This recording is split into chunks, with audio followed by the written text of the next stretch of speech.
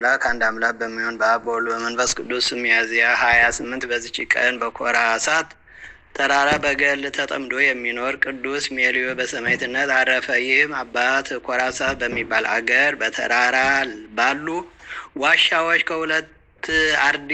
ከሁለት አርዲቱ ጋራ ይኖር ነበር። የኮራ እሳት ንጉሥ ሁለቱ ልጆቹ ወደዚያ ወጡ። ከእርሳቸውም ጋራ አገልጋዮች አሉ። አራዊትን አጥምደው በፍላጻዎች ይገሉ ዘንድ መረባቸውን ተክለው 40 ምዕራፍ ያህል ሄዱ። መረቡን በጠቀለሉ ጊዜ ይህን ቅዱስ አባት ማቅ ለብሶ ጸጉሩም የረዘመ ሆኖ አገኙት። የንጉሥ ልጆችም ባዩ ጊዜ ፈሩ። አንተ ሰው ነህን ወይም መንፈስ ብለው ጠየቁት። እርሱም በዚህ ተራራ ውስጥ የምኖር ለሕያው እግዚአብሔር ልጅ ለጌታዬ ለኢየሱስ ክርስቶስ የምሰግድ ሰው ነኝ ብሎ መለሰላቸው። እነርሱም ከእሳትና ከፀሐይ በቀር አምላክ የለም፣ እንዳንገል ሰዋላቸው አሉት። እርሱም እሳትና ፀሐይ የተፈጠሩ ናቸው፣ እናንተም ተሳስታችኋል። ፍጥረቶችን በፈጠረ በእውነተኛ አምላክ ታምኑ ዘንድ እኔ እለምናችኋለሁ ብሎ መለሰላቸው። በዚያን ጊዜ ይህን አባት ሁለቱን አርዲቱም ይዘው ጽኑ ስቃይን አሰቃዩአቸው። በዚህ ወር በ13 የሁለቱን አርዲት ራሳቸውን ቆረጧቸው። የሰማዕትነት አክሊልንም ተቀበሉ። አረጋዊ ቅዱስ ሜልዮስን ግን 15 ቀን ያህል ሲያሰቃዩት ኖሩ። ከዚህ በኋላ በመካከላቸው አቆሙት። አንዱ በፊት አንዱ በኋላ ሆኖ በፍላጻ ይነድፉት ጀመር። እርሱም በእናንተ ላይ ክፉ ያልሰራውን ለመግደል ሁለታችሁም ስለተስማማችሁ እንዲሁ እንደ ስራችሁ በፍላጻችሁ ነገ ትሞታላችሁ አላቸው። ሰምተውም አልፈሩም። ነፍሱን እስከሚያሳልፍና ምስክርም ሆኖ የሰማዕትነት አክሊል እስከሚቀበል ነደፉት እንጂ። በማግስቱም እንደ ልማዳቸው ለአደን ወጡ። የዱር አህያም አገኙ። ተከትለውም ቀስታቸውን አስፈነጠሩ። እግዚአብሔርም ፍላጻቸውን ወደ ልባቸው መለሰ። ቅዱስ ሜልዮስም እንደተናገረባቸው ሞቱ። በዚህ ቅዱስም እጅ ጌታችን ታምራት ገለጠ። በአንዲት ዕለትም አልፎ ሲሄድ በመንገድ ላይ የሞተ ሰው አገኘ። የአገር ሰዎች ግን አንዱን መነኮስ አንተ ነህ የገደልከው ብለው ያዙት። ቅዱስ ሜልዮስም ጸለየ።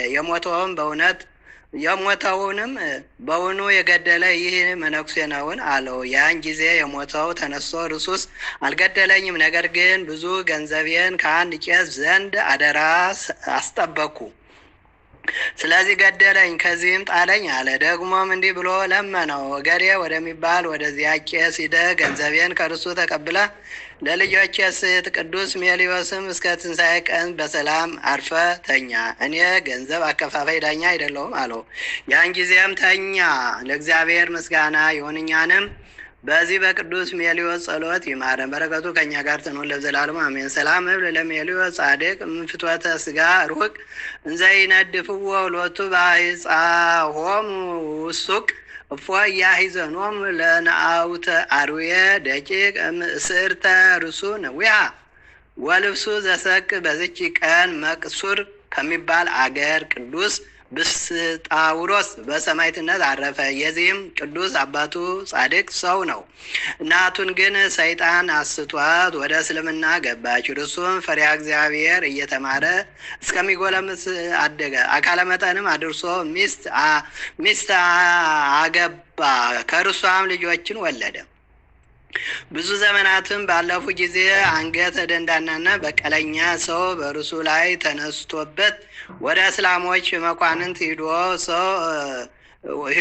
ይህ ሰው ወደ እኛ ሕግ ቢገባ ልጆቹም ሃይማኖታችን ይከተላሉ፣ ይህ ብስጣውሮስ ግን ከሕጋችን የተለየ ነው ብለው ነገር ሰራበት።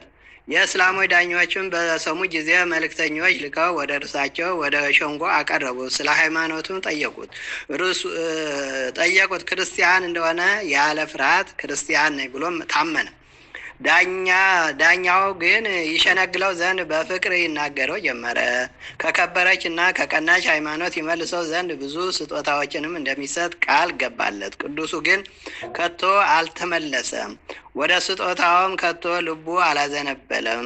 ከዚህ በኋላ ወደ ግዞት ቤት ወስደው እንዲያስሩት በአንገቱም የተበሳ ታላቅ ግንድ አስረው በግንባሩ ደፍተው በኩስ ላይ እንዲጥሉት መኮንኑ አዘዘ። እንዲሁም አደረጉበት። እስከ 3 ቀን በእስር ቤትም ሳለ በጻዕዳ ርግብ መጥቶ ጋረደው። ስለዚህም የእስር ቤቱ ጠባቂ ምስክር ሆነ። ከዚህ በኋላ ዳኞች ወደ ሸንጎ አስቀርበው ከእንግዲህ አንታገስም፣ ወደ ሃይማኖታችን ከምትገባና ወይም በእሳት ከምናቃጥል ምረጥ አሉት። እርሱም እኔ ከእናንተ ጋር ለዘላለም እድል ፈንታ የለኝምና የወደዳችሁትን አድርጉ ብሎ መለሰላቸው። በዚያን ጊዜ እጅግ ተቆጡ። ያለ ርኅራኄ ይደበድቡት ዘንድ አዘዙ። የሀገር ሰዎችም በጫማቸው መቱት።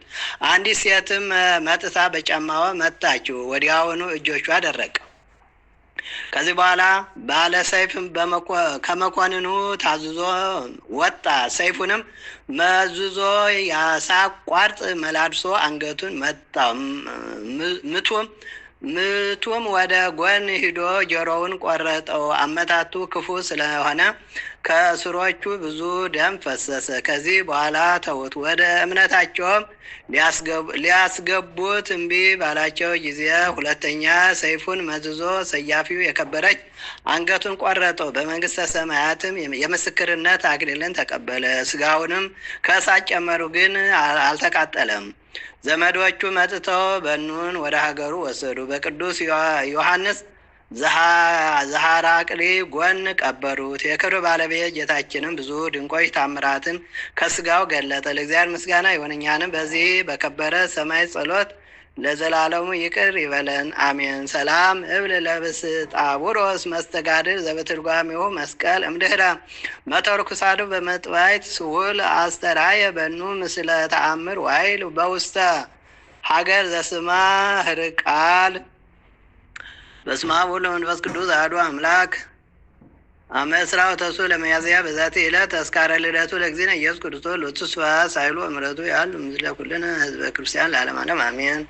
ዛቅሮ ኮሜዴት አዘሽራ ይላፈ ምለተ ጸምዱ ከዘልፈ ለላነብቶ ከዘንዴት የመጻፍ ደረብተ ከዚዮ ጸደቀ መበለት ወኩፈ ምላቦ ብላን ዘተርፈ ነቢያ ቅዱሳን ሐዋርያት ሰባክያን ሰማዕታት ጻድቃን ደናግል አዲ መነኮሳት የራም ባርኮ ያዛት መካነስ ካደቀይ ለይቆን ዘጻን ለዛ ጻፍ በቅጣው ለዛ ጻፎን ለዛን ወለ ተርጎም በልሳነ ወለ ሰማ ቃሉ በዝነ መንፈስ በጸሎተሙ ማረማሪ የተኩል ወሬ ማረን ኢየሱስ ክርስቶስ የሰማነ በልቡናችን ያሳድርልን።